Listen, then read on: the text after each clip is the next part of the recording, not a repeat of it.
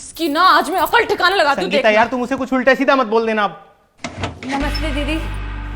जब तुझे काम नहीं करना होता ना तो सीधा सीधा बता दिया कर। तेरे चक्कर में ना मुझे घर में बातें सुननी पड़ जाती हैं। सॉरी दीदी, हमारा बेटा का ना तबीयत बहुत ज्यादा खराब हो गया था कल रात से, इसलिए हम भागे भागे आए हैं। सब बहाने तैयार रहते हैं ना तेरे। तू एक बात बता, मैं तेरे भैया को क्या दूं नाश्ते में? बोला था मैंने तुझे आज जल्दी आ जाइए, उन्हें जल्दी निकलना ऑफिस के लिए। हम बस जल्दी सब जाके बना देते हैं ना। हाँ तो महारानी जी आप बाहर क्या कर रही हैं खड़े होके? अंदर जाइए। नमस्ते भैया, सॉरी हाँ हमको थोड़ा सा लेट हो गया, लेकिन हम जल्दी जल्दी आपका नाश्ता बना देते हैं। अरे नहीं मालती, रहने दो, मैं ऑफिस जाके नाश्ता कर लूंगा। अरे क्यों ऑफिस जाके नाश्ता करोगे? बाहर पता नहीं कैसा खाना बनता है। मालती तू किचन में जा, नाश्ता बना दे। और हाँ, सिंक में बर्तन पड़े हैं, पहले उनको धो लियो और फिर बनाइयो जा। कैसे संगीता, क्या जरूरत है इतने बर्तन गंदे करने की?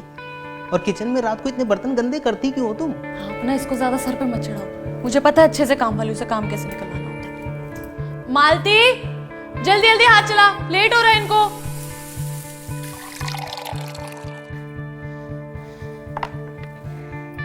दीदी आपका भी नाश्ता लगा दें?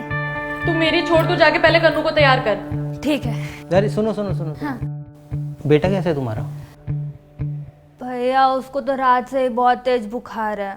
अरे इसने कुछ खिलाया होगा उल्टा सीधा उसको। इनके यहाँ तो वैसे भी खाना खुला मिलता है। अरे नहीं दीदी, हम उसको बाहर का खाना खाने नहीं देते हैं। वो तो बस कल खाना जब खा रहा था ना, तो उसके बाद हम उसको बस केक खिला देते जो आप दिए थे।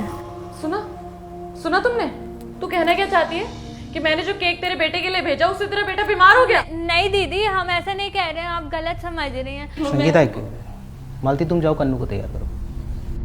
हाँ हाँ। बहुत तरफदारी कर रहे थे ना इसकी। देखा कैसी कैसी ऐसी जुबान चलती है इसकी। बोल रही है कि मैंने जो इसके बेटे के लिए केक भेजा उससे इसका बेटा बीमार हो गया। उसने ऐसा नहीं बोला है संगीता, और अगर वो ऐसा बोलती भी तो क्या गलत बोलती? तुमने उसके बेटे को जो केक खाने के लिए दिया था, जानती हो वो घर पर कब आया था? 12 दिन पहले, जिसे तुम फ्रिज में रखकर भूल गई थी।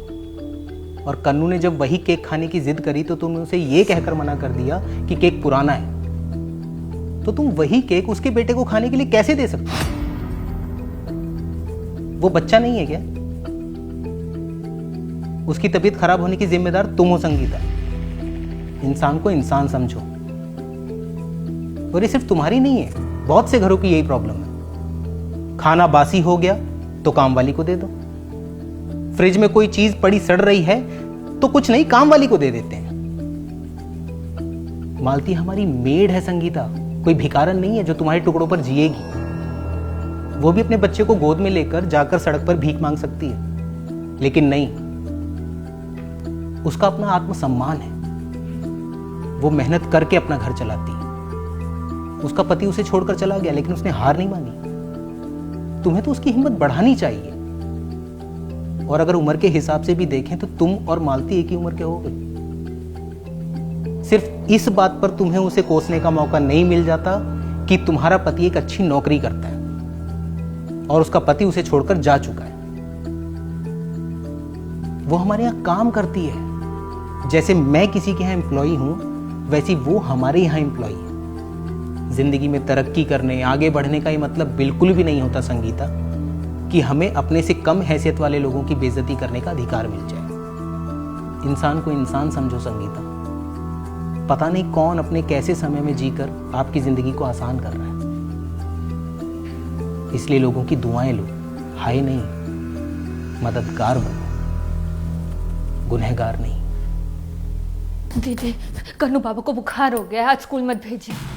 अरे चिंता करने का कोई बात नहीं, हम कन्नू बाबा को बुखार वाला सिरप पिला दिए। बाबा सो रहे हैं अभी।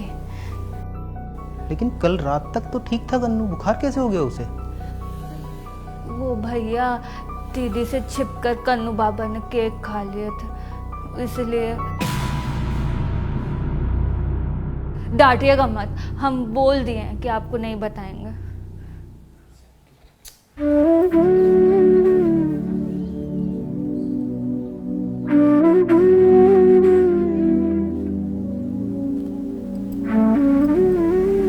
तुमने अपने बेटे को दवाई दी? उसका कोई टेंशन नहीं है दीदी, हम उसको समझा दिए हैं कि माथा पर पानी का पट्टी डालना है, तो कोई दिक्कत नहीं है ऐसा। और उसको तो ऐसे भी बहाना चाहिए कि मम्मी साथ में रहे, है ना। हम सोच रहे जाके झाड़ू पोछा कर लेते हैं, ठीक है ना। आपको जो कपड़ा भिजवाना है वो निकाल के रख लीजिएगा। हाँ, जो ढोते हैं कंधों पर घर की जिम्मेदारियों का बोझ, कोशिश कीजिए कि आपकी वजह से उनके पैर न जख्मी हों।